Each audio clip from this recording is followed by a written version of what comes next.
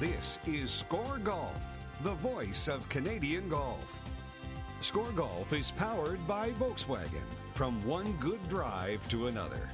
And brought to you by RBC, proud sponsor of the RBC Canadian Open. Now, here's your host, Bob Weeks. Hello everybody and welcome to SCOREGolf TV. Well, this is it, our final show of the year, and what better way to end the season with a look back at the year that was and a little look ahead to some of the things that are still lying in the future here as the PGA Tour season and the World Golf season really continues. Over the course of the next 60 minutes, we're going to introduce you to some of the hot young players who we've had a chance to chat with. We're going to have our regular features such as instruction and our technology report, and we're going to have some commentary from myself and from managing editor Jason Logan. But to start things off, we want to introduce you to the guy who made the most news, the most headlines, and performed brilliantly throughout the year, from the US Open to the RBC Canadian Open. It was Adam Hadwin. Adam Hadwin is currently playing on the Canadian Tour, but as of early August, he was the top-ranked Canadian in the world. After winning back-to-back Rivermead Cups as the low Canadian at the RBC Canadian Open, he's now recognized as one of Canada's top golfing prospects. His career has taken him to South Africa, South America, and through 4 PGA Tour events. What's next for the young British Columbia native? I haven't jumped into it and made the tour my first year. I've kind of grown and learned, and I'm having a lot of fun. I'm really enjoying what I'm doing. I'm really enjoying where I'm at right now as well.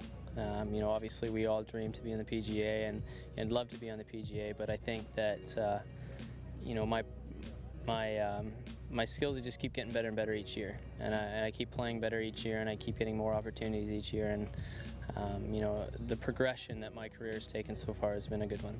Because of his success this year playing PGA Tour events, Hadwin has earned an exemption into the second round of the qualifying school, a move that could make a big difference for him as he tries to earn his tour card. So, you know, to play in the US Open, you get that second stage of Q school. It's just a huge weight, and it's just an extra week that you don't have to play. You know, I've been to second stage 2 years in a row and haven't gotten out of it. So, you know, you saw 2 guys off the Canadian Tour last year use it to their advantage and get nationwide status. So I'm hoping to do the same this year. Hadwin has tried to earn his tour card through Q school in the past, but without much success.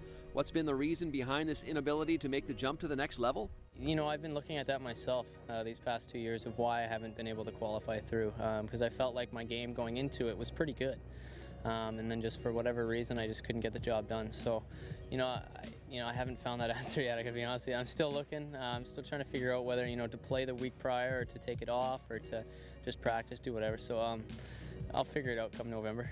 He signed on with Callaway this past year after years of playing with Cleveland.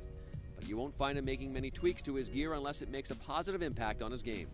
I'm always about the new equipment. I'm always trying new things. I'm always checking it out. But if it doesn't work, then I'm not playing it. You know, I don't switch very often. I keep the same iron heads. I just change heads to you know, so I don't wear out the grooves. But you know, I'll go down and test things and check out the new stuff. Despite all his success this season, Hadwin still has kinks in his game that need to be worked out. One thing is my setup gets bad. I get out of whack, whether it's set up left or set up right. Usually I get set up right with the ball position back too far. And the other thing is my left hip. It likes to kind of flare out and fly off the handle a little bit. It's not very stable, so we're just gonna, you know, keep those 2 in check, and usually pretty good. Moments in Time, brought to you by Bulova, makers of Precisionist, the world's most accurate watch, with a continuously sweeping second hand. Well, this week we're looking at the Greenbrier Classic, and for the second straight week, it was a sudden death playoff that decided things, but 3 interesting characters in that playoff. Very interesting. You had a guy who I think everyone probably thought retired from golf, in Bob Estes. You had a guy in Bill Haas that's really trying to take that next step up, a 2-time winner last year. He's trying to carry that forward and win each and every year. And then you've got a guy who probably very few golf fans have heard of in Scott Stallings, who had to make 6 birdies, including 1 on the final hole, just to get into that playoff. I think it's very interesting that the course that they played on, the Greenbrier, has a par 3 as the finishing hole. Normally you wouldn't think of that as being exciting, especially maybe not in a playoff, but I thought this one was filled with excitement because of a par 3. Well, and it was a par 3 that's not 220 yards, where you're not going to see a lot of scoring. It was a medium to short length par 3, a short par 3 for these guys, I guess. As I mentioned, Stallings birdies it in regulation to get into the playoff. Then he birdies it again to win in the playoffs, so I think it was exciting. It had a tricky green where you had to get it all the way back to that back flag, and that's what makes golf exciting, is when guys can attack flags and score like that. Overall, the course renovated and received great praise from the players in the field, now being talked about as a site for a possible President's Cup. That's it for this week on the Bull of a Moment in Time. Coming up, we talk to Keegan Bradley.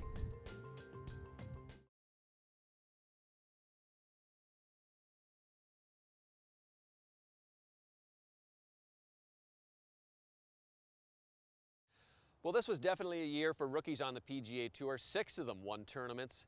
It has been a great season for young players as well. Many of the first-time winners out there on the PGA Tour are promising rising stars. One of the best is a guy that Jason Logan, our managing editor, had a chance to chat with, Keegan Bradley. So one of the questions we like to ask tour pros is what it was like to win their first PGA Tour event. So you're a good guy because yours is pretty fresh in your mind, I'm assuming still. So just kind of take us through what it was like in a playoff and everything, what it was like to get that first tour title. It's crazy. It still doesn't seem like it really happened, but it's a lot of extra stuff that you got to deal with, and a little more media, a little more attention, but it's great. I mean, it was the best feeling I've ever had in my life, and it's a whirlwind. It's still crazy to even think about now. Did you expect it to come? I mean, obviously, I'm sure you had lots of confidence in yourself, but did you expect it to come so early in your career? You know, it's an interesting thing. I mean, last year in the Nationwide Tour, I contended a lot, never won, and then finally I get a chance out here to contend and I win. It was a little bit of a surprise, but I knew if I played my game, I'd be able to contend out here.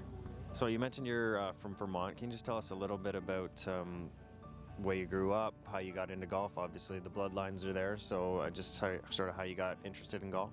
Yeah, my aunt is in the Hall of Fame in the LPGA Tour. My dad's also a club pro and was in the New England area, now in Jackson Hole, Wyoming. But you know, this place reminds me a lot of New England, and reminds me of how I grew up playing golf. So it's great. I love it. When you went to university, was it straight away you knew, I want to play on the PGA Tour, this is what I want to do for sure? Yeah, I kind of knew I wanted to do that since I was about 5 years old. So it's been something I've been working for my whole life. So even out here today, you kind of have to pinch yourself that you're playing in a PGA Tour event. It's a great feeling every single week.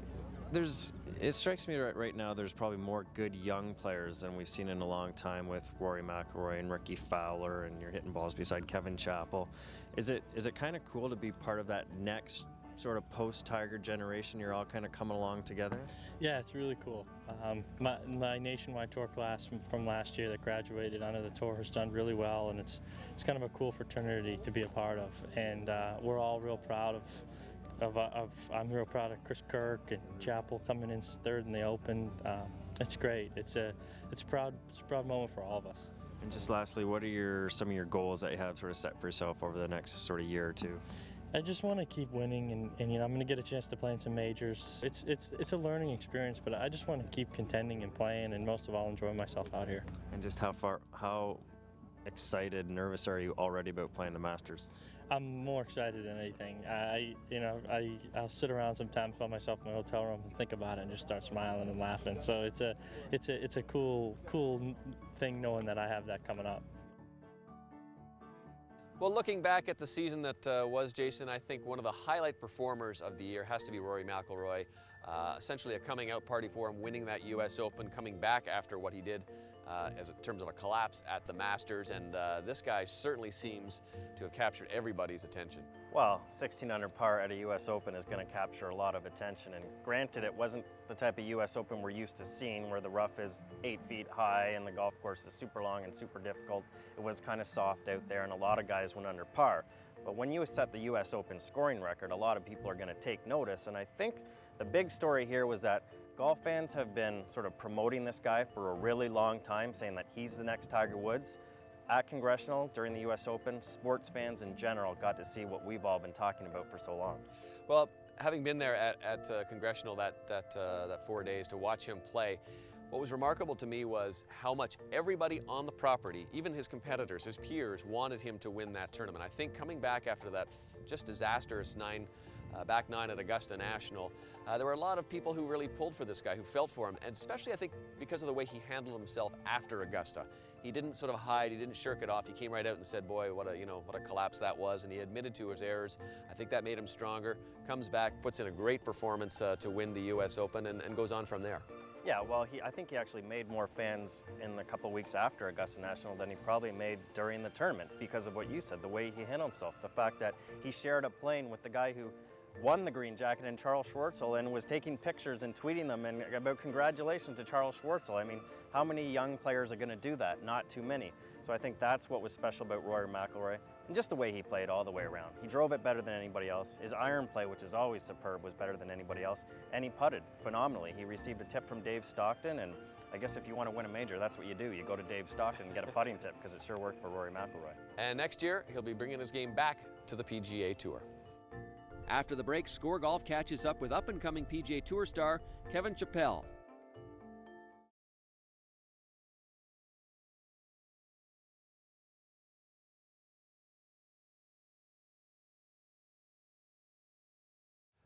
Well, ScoreGolf season may be winding down. This is our last program of the year, but the golf season is far from over. In fact, there's lots of great time out there to put in your lowest score and improve your game, and that's why every week here we have instruction.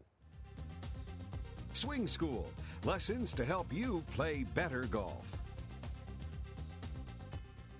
Here I am up by the practice green, and I've been practicing just little chip shots because I don't hit every green when I'm playing, and I'm sure you don't either. To be able to score well, you need to play these little shots and have a shot that you can count on, where you know it's going to get on the green and you know it's going to run and release to the hole. Always pick the lowest shot you can when you're around the green. Let me show you how you'd play just a basic bread and butter chip shot. First thing is, hold the club a little bit shorter than you normally would. Put the ball back in your stance, put all of your weight forward, put the handle of the club forward so that you reduce the loft on the face, push your hands forward, and then it's simply a little arm swing back and through, making sure that you don't uncock your wrist. Keep your hands forward at impact. And then the other thing that's really important is that when you make your backswing, the shaft of the golf club should go up like this. It does not swing in. That's the biggest error I see on little chip shots, is people swing the club in too much and then it's going out as it goes to the ball and you're going to hit it fat or thin. So here's what a little chip shot should look like. Again, ball back, hands forward, weight forward, strictly a little arm swing, hold the finish, make sure your hands are well ahead of the club head. Learn to play that shot and you'll be able to score better. Highlight of the golf year, I think, is always the 4 big tournaments, the majors, and this year no exception. 4 wonderful events. Let's start looking back at them, Jason, and perhaps, as we decided before we came on here, the Masters, I think, was probably the most exciting of the 4. Because the number of guys who had a chance to win the green jacket on Sunday was nearly in double digits. All kinds of guys had a chance. Among them, Tiger Woods, who was tied for the lead at one point on Sunday. You had Rory McIlroy, who looked to have the green jacket secured before having his troubles. And then you had a guy in Charles Schwartzel who birdies the final 4 holes to win the Masters. And when we think about the Masters, years ago, and certainly in the last couple years, we think about excitement on the back 9. And that is most definitely what you had in this tournament. And if the guy's going to birdie the last 4 holes to win at Augusta National, he certainly deserves it. He's one of those great players who came up through the Ernie Els development program like Louis Oosthuizen, and boy, they certainly have it right over in South Africa. They seem to be producing some great golfers. On to the US Open, and this was a story of redemption for Rory McIlroy. Well, if the tournament of the year was the Masters, the performance of the year was Rory McIlroy at the US Open, sets the scoring record, 16 under par.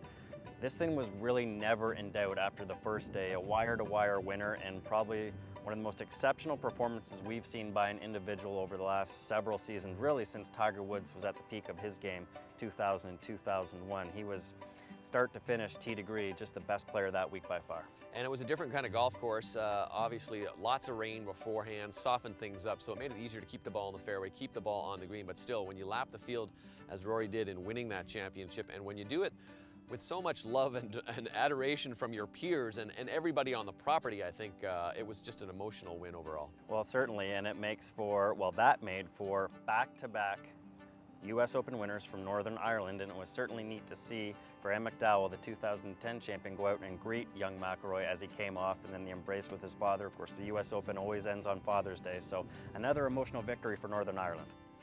And speaking of Northern Ireland, of course, the next major, the British played in just howling conditions.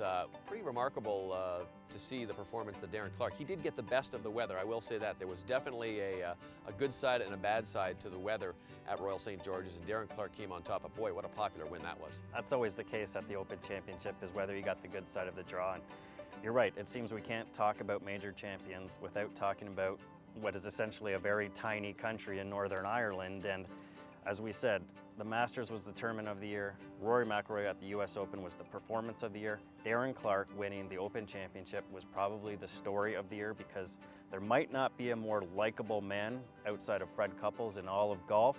And what he's dealt with off the course with the death of his wife, the way he came back and had an emotional performance at the Ryder Cup that year, he's a guy that everybody pulls for, whether you're a young guy like Rory McIlroy or a veteran like a Paul Azinger who was commenting, or Tiger Woods. And it was just amazing to see Darren Clarke hoist the claret jug. And I love the fact that when he came into the interview room to talk to us, he had a Guinness in his hand. You gotta love that. As he should, as he should. You gotta love that, and he had quite a few more than that as the celebration went on. The majors, great stories all the time, always highlights of the golf season. Kevin Chappell is a former Nationwide Tour star who earned his tour card this season by finishing in the top 10 on the Nationwide Tour money list. This year he finished tied for third at the U.S. Open. ScoreGolf's Jason Logan caught up with him to talk about the state of his game. Can you just sort of take me through that experience at Congressional, tying for third in that major? Yeah, it was, obviously a great thrill. Playing well as I did the last 3 rounds there.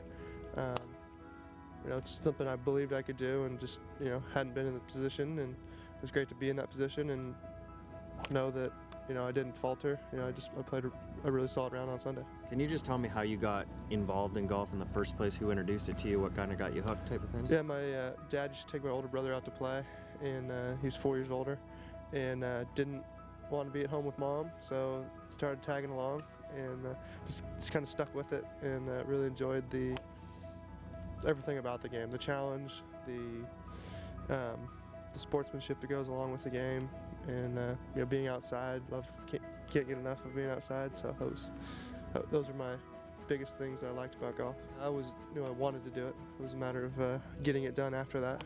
And I was fortunate to have a good enough career that gave me some opportunities to play out here when I was young, or when I was fresh out of college, and I was able to take advantage of those.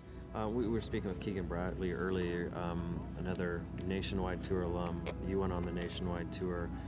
Chris Kirk, there's a number of young guys out here now that seem to be playing really well. Do you feel like you're part of a fraternity out here with all these guys that you kind of played the Nationwide Tour and are here with now? Because it's all of us date back to before the Nationwide Tour, some of us all the way back to junior golf. And so it's fun to grow with a group of guys that you've seen grow and, get established out here, and really try and put our footprint in the game of golf, as the next generation. I saw you was talking to Scotty McCarron earlier. How is the relationship with the veteran players and the young? Is it a good mix? Well, yeah, I've known Scott because Scott was a Bruin at UCLA, and so when I was in school there, he and some of the other guys used to come back and support us, and we'd interact with them. And I've am yet to have a bad experience with a veteran. And just lastly, what are some of your more immediate goals following up on the success at Congressional? Anything, sort of a 5-year plan type of thing, of things you really want to do? Obviously, I still haven't got that first win yet. That's the first goal, and going to the end of this year, you would love to make it to the Tour Championship. That would be a pretty good rookie season, I think. And then, looking forward, trying to establish yourself in the game, be a staple in the top 50 in the world, and I think with that comes a lot more opportunity to play different countries, playing more tournaments here, and really establish yourself as a top-notch golfer. In just a couple of minutes, we'll chat with PGA Tour star Hunter Mahan.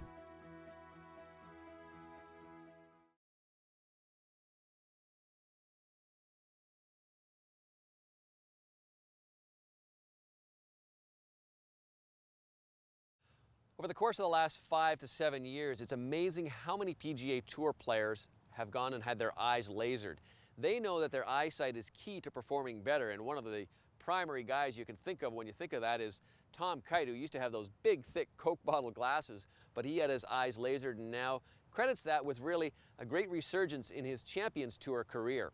We wanted to investigate a little bit about what makes this such a great item for golfers, and this is why we visited the TLC Center.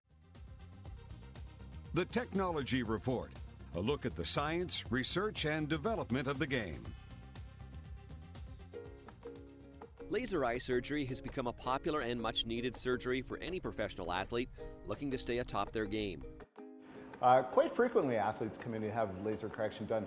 Not necessarily just athletes, but people who are in athletic roles.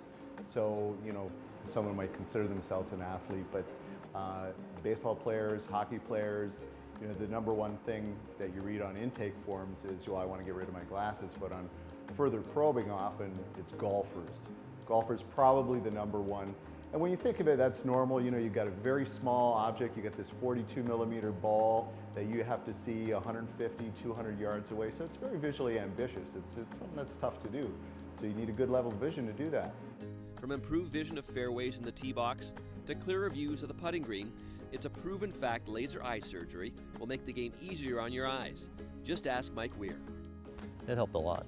I mean, shoot, I was, you know, 375 vision, you know, I had very, very poor vision. So when I had it done, it's been, let's say 13 years ago now, and I have never had a touch-up.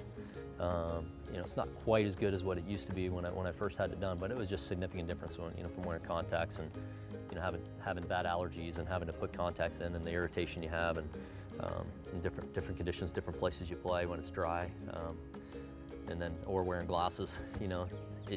You know, I think that depth perception was a little off sometimes. I noticed a big difference in green reading when I initially had it done. Now I'm used to it, so I don't really notice it. But I remember when I first had it done and seeing the greens and seeing different contours, it was a big help for reading greens. Although having the surgery may sound daunting, the process is actually quite simple and takes very little time. So initially when the procedure is done, you're going to have your eyes frozen. A lot of people are really concerned that there are needles involved, and there are no needles. Freezing is done with drops. You're going to go into the laser suite, we lay down, and you'll be in a LASIK, for a LASIK procedure, the first step is flap creation. There'll be an eyelid holder that's put into the eye. People's concern is often, well, what if I blink? Well, we can't blink because there's an eyelid holder there. A little suction ring is applied to the eye, and as the name implies, it makes the cornea adhere to it, so now you can't move your eye, which is often a concern for patients as well. A laser creates a very fine flap. It's usually about a tenth of a millimeter thick flap. It takes about 20 to 30 seconds to do that. We lift that flap up.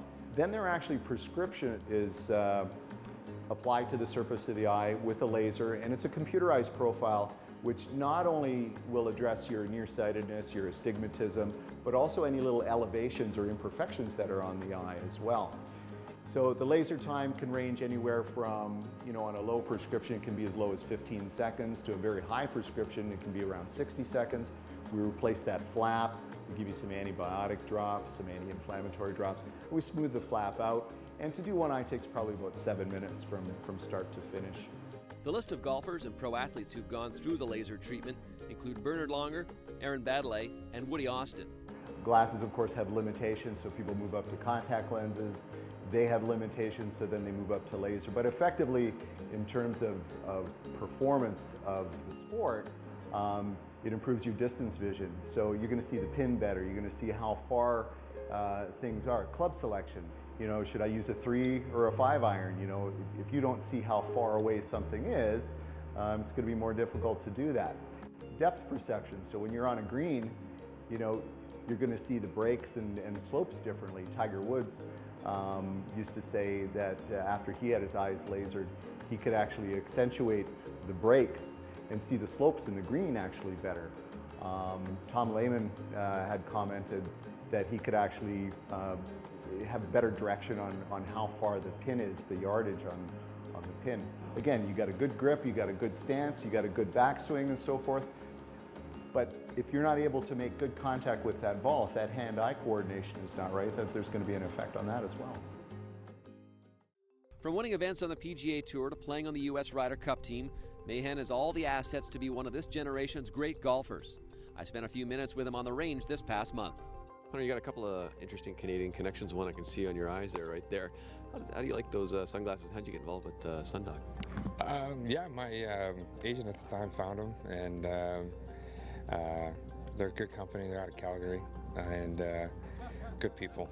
You know, they make a great product. They truly love what they do, and you know, there's just you know, just a lot of love behind every glass that they make, and they're very proud of being Canadian, and I'm proud to endorse Sundog. I mean, it's hard not to like the people there, and how hard they work, and you know, it's been a fun relationship. Mahan is coached by Burlington, Ontario's Sean Foley, seemingly a match that is a birdie made in heaven. It's great. It's great. He's you know, he's a really, really good friend of mine, and he's a really, really good person, and he loves the golf swing. He loves the gosh, he just loves learning about it, and because there's so much to learn, you know, from the swing, from what we know now to what, you know, history has shown us. I feel like we know about 5% of what actually is involved in it. You know, it's one of those things that just, you know, it's kind of boundless in what we can learn from the golf swing, and he's fully invested in learning as much as he can, and he loves it, and that's all you can ask for. Mahan has been on Ping's tour roster for nearly a decade. As much as he loves all that Ping offers, don't expect him to tinker too much with what's in his bag. I find something I like, and you know, I go with it, and I don't like to change a whole lot. You know, I want to get to know something and kind of get personal with it, and Ping's makes an incredible product. They don't make anything unless they feel it's better, and everything they've come up to me with the last couple of years has been incredibly better, and they've really, I mean, I think leaps and bounds in all their products. I feel like they make, you know, before it was just kind of, you know, they had good irons. Now I think they make a great driver. I think they have the new wedges. The answer wedges are incredible, and the putters are just, you know, it's you know, they've really done something special the last couple of years. I just switched to the new answer, number 1. I used the same putter for a few years. You know, it's weird to play week after week. You don't have time to change. I feel like you're just trying to get to know other things, like the new golf course and new surroundings. You know, I don't want to change my putter too much. Even with 7 top 10 finishes in 2011, perhaps the most noticeable accomplishment for Mahan this season was the boy band video he starred in, featuring Bubba Watson, Ricky Fowler, and Ben Crane. This video, known as Golf Boys, garnered nearly 2.5 million views on YouTube.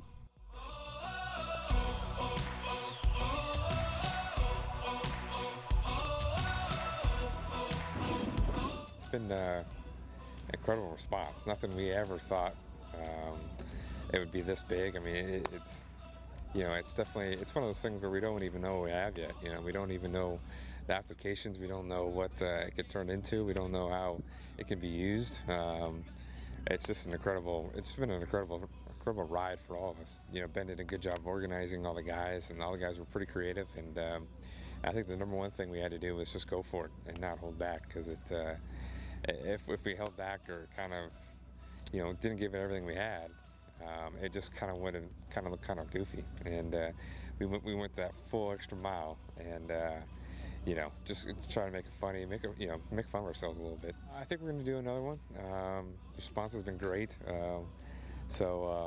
But I'm not sure when. I think we want to, you know, make sure people want it. Well, when he's playing and even when he's not playing, the big story in golf still is Tiger Woods. And this year he did more of not playing than playing, but an interesting year overall for Tiger. Well, disappointing in a lot of respects for a lot of Tiger Woods fans, because you think back to the way he finished 2010, nearly winning his own tournament and really playing the best golf that he's played in a long time. So the expectation in 2011 is he's going to carry that over, and it doesn't really happen out of the gate. And then he sort of puts it together at Augusta National, is tied for the lead at the Masters at one point on Sunday, so people are thinking the old Tiger Woods is back.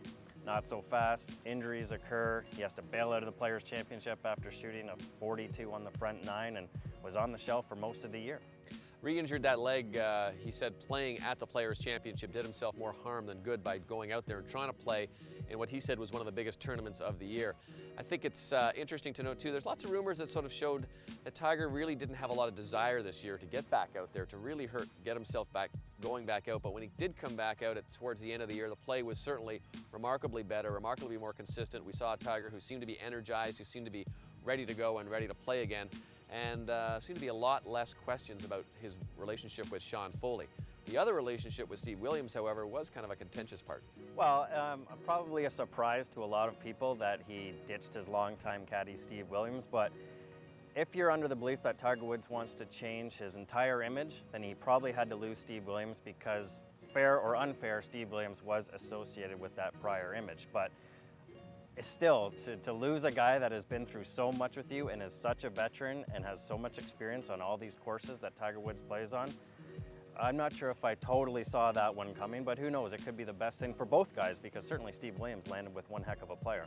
Yeah, and Adam Scott, 63 wins between Tiger and Steve Williams, 13 of them major championships, and Tiger really, rumors are true, fired him because of disloyalty because he went over with Adam Scott. It's an interesting time to be Tiger. I think we're going to see some interesting developments in the future, in the next year. It's not over by any means. I think Tiger will get his game back, but boy, what happens off the course and around Tiger is always a lot of fun. Around the corner, more interviews with Canadian golfers.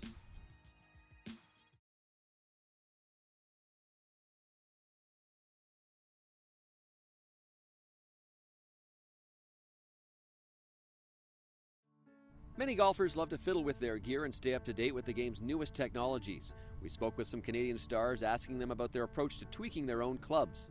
As far as technology goes, are you the type of player who likes to know exactly every single spec on his clubs? Are you in the fitting trailer messing around, or are you kind of more of a hands-off guy? I'd say I like to know. I definitely want to know what I'm working with. I'm very slow to change equipment. I mean, if I get to find a driver I like, I might play it for 4 or 5 years, which is a little uncommon. Maybe not ideal for the manufacturers. They like to have us in the new stuff. But I'd like to know what's going on, but I don't change that often. But you're a young guy now, but in the time that you've been professional, there's been leaps and bounds made in technology as far as equipment. Can you just talk about, as a young guy, what the equipment was like when you were coming up compared to what it is now? Yeah, I mean, when I was playing amateur golf and whatnot, everything was steel drivers, and I played a steel shaft in my driver until my final year of college. So that's only 4 or 5 years ago, maybe a little more now. But yeah, I mean, technology, especially with shaft technology, and right now into the grips and everything. I mean, TaylorMade's, I've been with them for 5 or 6 years, and they've got some fantastic stuff every year. They do a really good job of coming up with something that trumps what they've done in the past. So it's great. I don't mind taking a look at different things, but something really has to, make me see an improvement in order for me to change. I mentioned to you that I played the 905 Titleist driver. I mean, I think I had it in my bag for 5 years. Switched to the 909. I have the 910 at home, but I'm driving it great, so I can't really change right now. I think the one thing where I do have to change is that when stuff isn't available anymore. Okay, Brad, we don't make that iron set anymore, so now we have to get you in a new set. So stuff like that, obviously forces me to change. What about putters? Are you like to stay with the same putter too, or will you change that up a little more often? When I was struggling with my putting, I really went through a lot of different putters, different styles. I belly putted for a while. I have stuck with the same Scotty Cameron Newport for, 5 or 6 years now. Experiment with different head, the metal in the head, whether it's soft or firm, depends how it comes off. But I've had the same model for 5 years. I'm more of a guy, if I find something I like, it's going to be in the bag for a while. I had irons in college for 4 or 5 years. Wedges I'll switch in and out, but I'm more of a, if I find something I like, it's going to be in the bag for a while unless it breaks. What about a putter? Do you change styles much? Do you play around with stuff? No. I change putters maybe once a year if I feel like it, but the same look, more of the, I have the Ghost right now, yeah, I don't change much at all. Do you ever sort of punish your putters? If they've been bad, you put them away in the closet for a while or something? Sometimes, and it's worked sometimes it doesn't, so. Right now it's been treating me nicely for the most part, so I'll keep it in the bag. Well, this year started off with a lot of promise when it comes to Canadian golf, certainly on the PGA Tour. 6 players making it, and that's the most we can remember in a long, long time. However, it really kind of failed to meet expectations. The performance by the Canadians has been certainly underwhelming. Well, the performance has been underwhelming, and the injuries that a lot of them have incurred has also been disappointing. And first and foremost is Graham Dillette, who was the best Canadian on tour last year. Unfortunately, struggled with some back problems, had surgery, made a brief comeback, probably too soon, and was on the shelf again. So the fact that he wasn't able to carry on with his good performance in 2010 was disappointing to a lot of golf fans who really had just started to know Graham Dillette. Mike Weir obviously dealt with a lot of injuries throughout most of the year, came back, had to go away again, hurt himself at the RBC Canadian Open. He is still not 100% and I think made a wise move to shut it down until he is. But you had some good play from guys like David Hearns, made a lot of cuts. Matt McQuillan with a tie for third at the John Deere Classic after a struggle to start the year. So there were some bright lights among it as well. Chris Barillas struggled for most of the year, rarely recorded a round without a double bogey. Finally put it together to cash a $68,000 check late in the season. And then I guess if there was a story, it was Adam Hadwin. This kid came out of, I won't say nowhere, but certainly jumped up a big time level with performances at the US Open and at the RBC Canadian Open. Yeah, and particularly what he did at Shaughnessy Golf and Country Club, a tie for fourth there. And I think you'd agree in many respects, it's probably almost a bigger story than if Mike Weir or Stephen Ames had just won a regular PGA Tour event, because Adam Hadwin does represent the future, at least we hope he represents the future of Canadian golf, because he's been playing so well when he gets his chances on the big tour. And to show you just how well he's done, or maybe how well other Canadians haven't done, in August, Adam Hadwin took over the top spot among Canadians on the official World Golf Ranking as a player who only has status on the Canadian Tour. To my recollection, that's the first time that's ever happened. And the other guy in that mix is Stephen Ames, a veteran, 47 years old, says he still has a lot of desire, says he still wants to get out there. I think he played sporadically well throughout the season, but Stephen certainly, I think, is on the back nine of his PGA Tour career, only a few years left before he can join the Champions Tour. So a bit of a mixed bag for the Canadians as it comes to professional golf in 2011. Tommy Gainey is one of the PGA Tour's most unique golfers. He's a former contestant and winner of Big Break. His nickname is Two Gloves because he wears two gloves when he plays, something he contributes to his days playing baseball. And he lists one of his heroes as rock band Hootie and the Blowfish. I had a chance to talk on the range with the Southerner this past month. I noticed you're signing a lot of autographs here. You got a lot of popularity. I guess that never wanes no matter whether you're north, south of the border, or wherever you are. You're a pretty popular figure out here. Well, I mean, I don't consider it that way. I appreciate it. I mean, it's good that people care about your job. I mean, they care about seeing you play well, and hope it continues. And you know, it's no better feeling than that. Is it an unusual feeling for you in some ways to kind of, you know, where you sort of out here and people are watching you, and where you grew up? I know, like 10 years ago, you might not have been doing this kind of stuff. Yeah, you know, it's an interesting feeling for me because I feel like I'm a kid at heart, and when these, you know, the older people and the young kids, when they ask for your autograph, it's a very humbling feeling, and you know, I really enjoy that. You have a pretty unique golf swing. How did you sort of develop that? It was just self-taught and you just kind of learned it? Yes, as a matter of fact, that's right. I just self-taught myself, and you know, I just took it from baseball, and pretty much works out. I don't know what else to say. It's just unorthodox, and I know it's ugly, but you know, it just works. If you get into trouble with it, what happens? How do you kind of, like, do you work with a teacher or anything at all, or do you? No, you know, if I have any problems with hitting the ball, you know, I'll talk to my brother. My brother, he knows. You know, just saying my brother, you know, he growing up with him, and he's played a lot of golf with me, and he can tell me over the phone. All he has to do is ask me where am I missing it, and he can pretty much tell me over the phone, well, you need to do this and you need to do that, and you'll start hitting it better. When you see a lot of these guys out here with all the swing toys and the, you know, swing monitors and teachers and things like that, do you kind of look at yourself and say, man, it's not that difficult maybe? Well, you know, some people, I mean, all these players out here, we have different ways of doing things, and we have different ways of playing golf. And, you know, just teachers and all these mechanics, the swing mechanics and all these tools that you have for your swing, you know, it's good to have for these guys. But me, I just try to keep it simple. And obviously it's working for you. You're having a pretty successful year so far. Yes, sir. You know, it's been a good year. I wish it could have been a little better. You know, I had a couple opportunities to win, but you know, I'm just trying to keep putting myself in that position, and sooner or later, maybe that door will just fall down, and I'll be able to walk right through it. Are you enjoying this? Are you having a lot of fun? Oh, no doubt. I mean, this is the best job in the world. I mean, where can you go and play for almost $1 million every week, and sometimes $1 million, over $1 million. So I mean, it's great. I'm looking forward to keep doing this. After the break, we catch up with Woody Austin as he talks about the current state of the PGA Tour.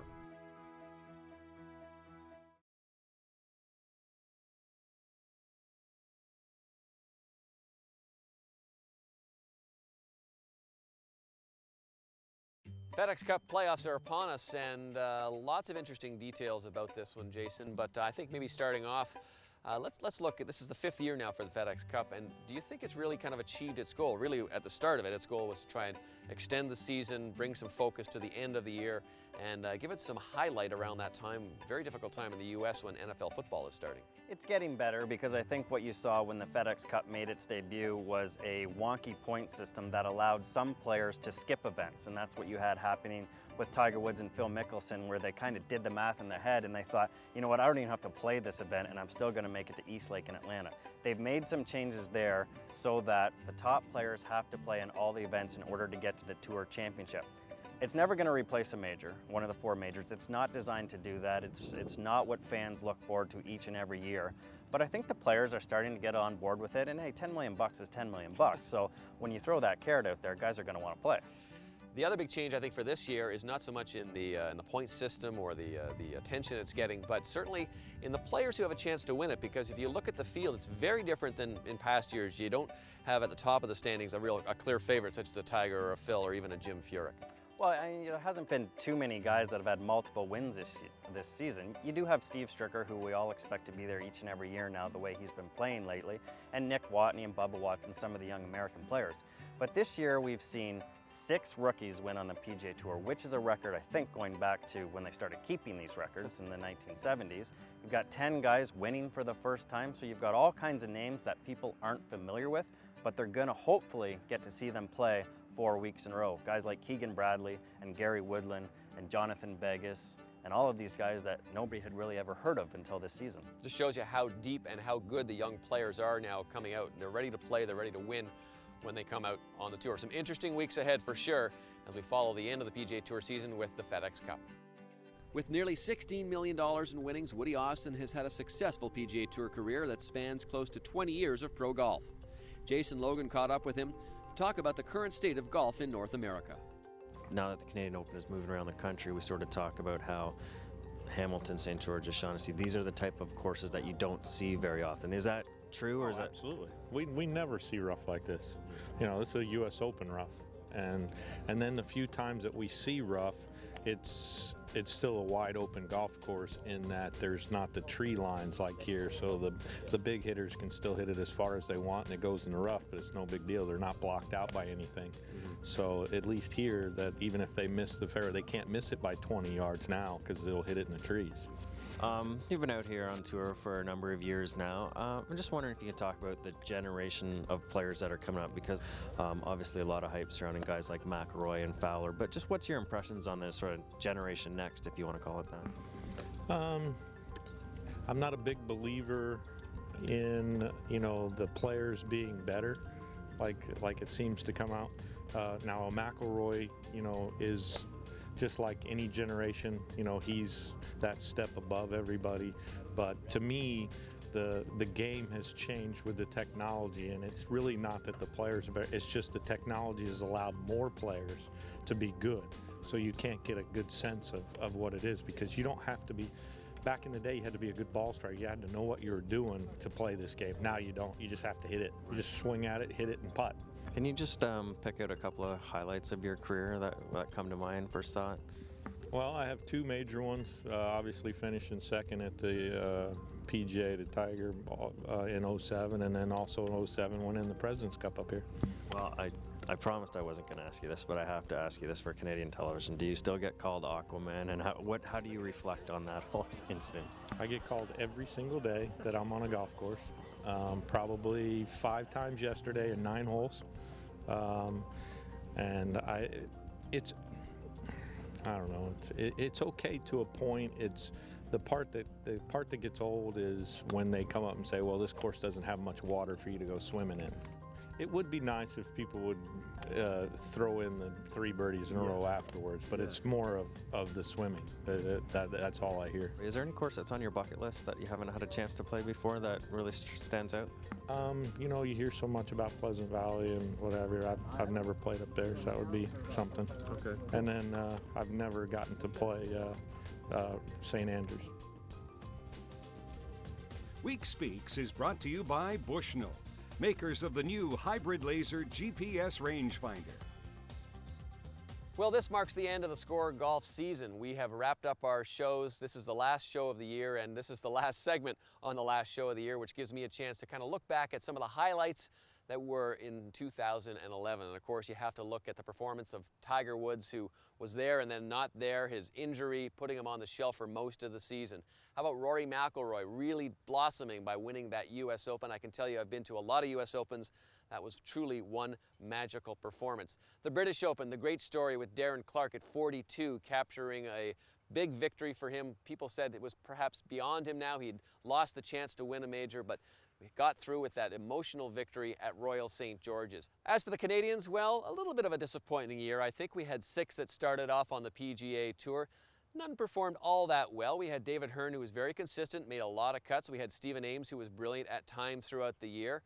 Mike Weir, of course, suffered that injury at the RBC Canadian Open just after returning to the stack and tilt method. The future is a little bit unknown for Mike. We're not sure what's going to happen, but you can bet he'll be working hard to try and get his game back when he is healthy.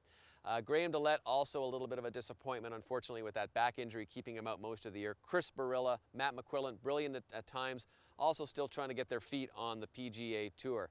The bright spot, of course, was Adam Hadwin. What a performance at the U.S. Open. Had to come back on Saturday morning, play 1 hole, make the cut, and he did that. It was a remarkable showing, and then, of course, he topped it with an even bigger performance at the RBC Canadian Open. The future for this guy is really unknown, but boy, we sure have a lot of promise and a lot of eyes and a lot of attention focused and perhaps expectations on Adam Hadwin. On the women's side of things, perhaps not the greatest of years. Elena Sharp, Laurie Kane had some good finishes, but we're still waiting for that next great Canadian player to step up and take her game to a world-class level. All around on the tours around the world, perhaps the best Canadian performing was Rod Spittle, who won this year and also had some great showings on the Champions Tour. What a guy, what a story, a guy who sold his business, sold everything and went out on the tour on a bit of a whim and really has paid off for him. He's one of the nicest guys you'd ever want to meet too. That's it for this year in Score Golf TV. Hope you've enjoyed our season. We hope you've enjoyed getting all the instruction, finding out about all the new equipment, meeting all the new players, going to some fabulous destinations. I know I've really enjoyed it, and thank you for coming along for the ride. We'll see you next season on Score Golf TV. Thanks for watching Score Golf on TSN, the voice of Canadian golf. Score Golf is powered by Volkswagen. From one good drive to another. Jack Link's Beef Jerky. Feed your wild side. Via Rail Canada, proud sponsor of golf in Canada.